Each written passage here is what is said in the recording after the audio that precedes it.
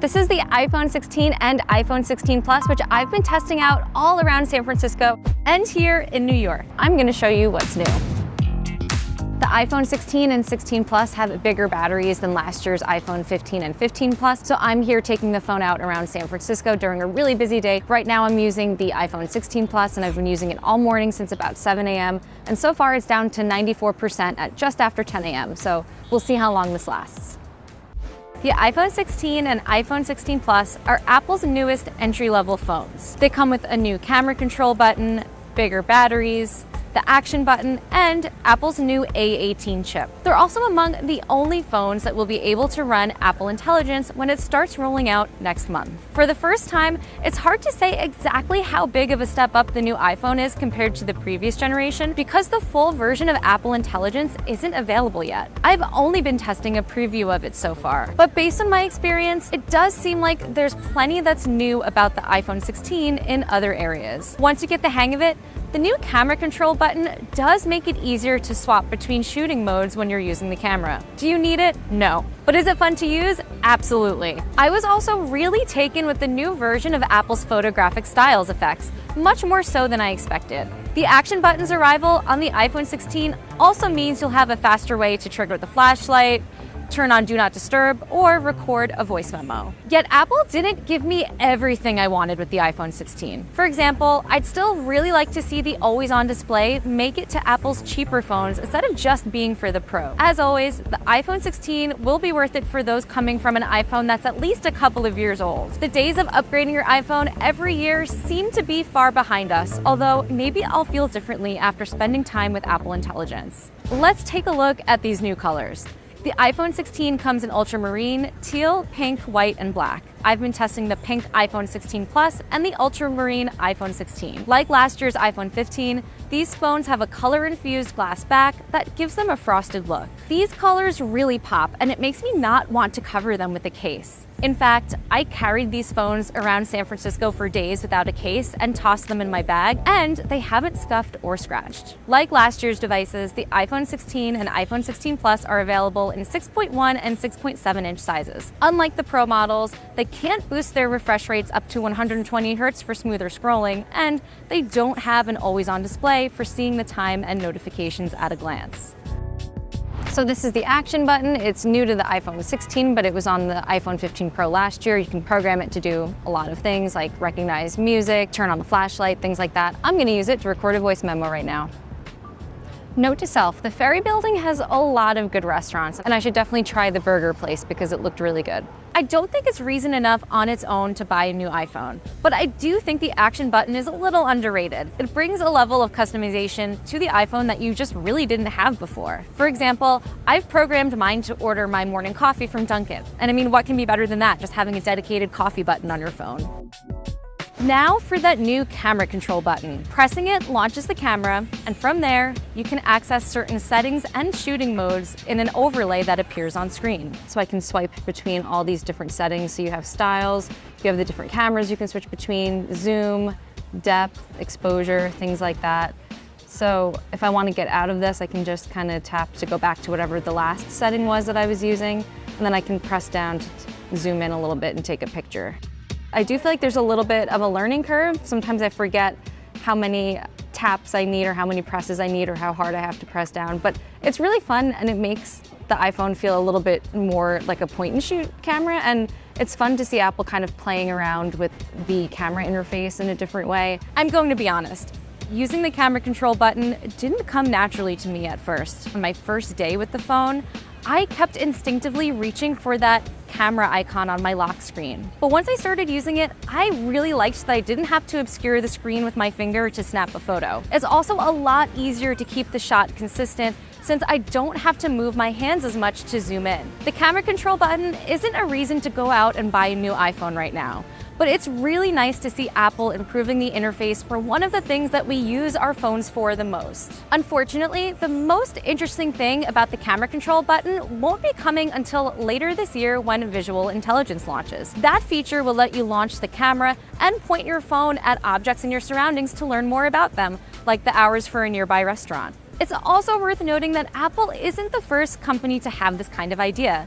Sony's Xperia 1 and Xperia 5 phones also have a dedicated camera button. What really impressed me the most, though, was Apple's new Photographic Styles, which the company improved to better understand skin tones, colors, highlights, and shadows. There's a lot more range and customization, and it makes the version on the iPhone 15 and other older iPhones feel basic by comparison.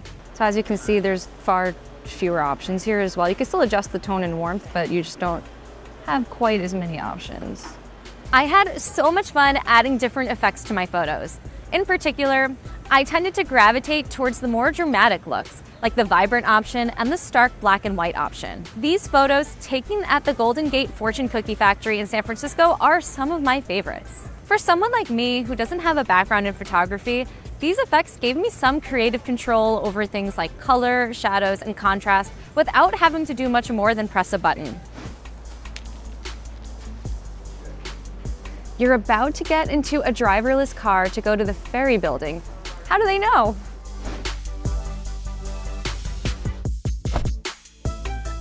So I'm here in Waymo. Let's do another battery check. It's 12:22 p.m. This is down to 78%. I've been using this for a little bit over 5 hours, and I've had the screen brightness up pretty high, and I've been taking a lot of photos, so not too bad, all things considered. Apple made some other updates to the iPhone 16's camera too. It improved the 2x zoom by using the sensor's middle 12 megapixels to create what it claims is a 2x optical quality zoom. It's important to remember the iPhone 16 does not have a dedicated telephoto lens. That's only on the Pro, but Apple it has done some work with the sensor to improve the quality of the 2x zoom. Then there's the ultrawide camera, which now has larger pixels for gathering more light and should be able to produce better images in dark scenarios. It can take photos in macro mode now too. Can you see the difference between these photos taken with the iPhone 16 and iPhone 15? Let me know in the comments, and I'll have a lot more to say about the iPhone 16's camera in my written review on CNET. There's another new feature for those who record a lot of audio on their phones. It's called Audio Mix, and it lets you adjust audio after shooting to enhance the voice of the person on camera. Based on my experience so far, it makes a huge difference, as I found out when testing it inside the ferry building in San Francisco. We're gonna see how well Audio Mix really works. So I'm here in the ferry building where it's really loud. There's lots of people walking by. There's restaurants all around me. There's a lot of echo. Not really a great place to be recording audio. There's one big thing we haven't really talked about much yet: Apple Intelligence. The iPhone 16 lineup and last year's iPhone 15 Pro and Pro Max are the only phones capable of running it, but it won't be available for the iPhone 16 at launch. The first batch of features is rolling out next month, with more to follow. Since it's not out yet, I've only been able to try Apple Intelligence in preview as part of Apple's iOS 18.1 developer beta. And because it's a preview, and because a lot of Apple Intelligence features aren't even available yet as part of the preview, it's really hard to tell whether these features will be worth getting a new iPhone for. So far, I've been playing around with writing tools, which can summarize and rewrite text, and the new version of Siri, which is better at understanding you even when you stutter. What's the name of the lead actor from The Chef? Oh, I mean The Bear.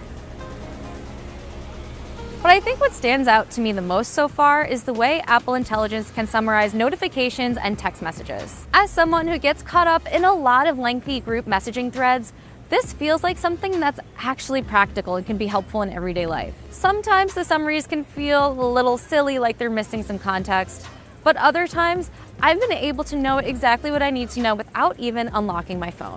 I'll have more thoughts on Apple Intelligence after I've had more time with it and after I've tried the full version. All right, B, I'm not trying to hurt you.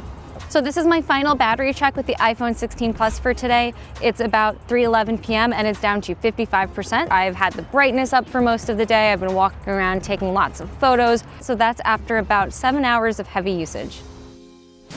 So what are my thoughts on the iPhone 16? Here's what I liked and didn't like. I really like the new photographic style effects, and the camera control button does make it easier to adjust your shot without having to cover the screen. Some Apple Intelligence features, like the new notification and message summaries, show promise even though it's only available in preview right now. I'm also really glad that the action button made its way down to Apple's regular iPhones this year. As for what I didn't like, it's a shame that Apple Intelligence isn't available out of the gate, and I was really hoping to see the always-on display on the regular iPhones, especially at this price.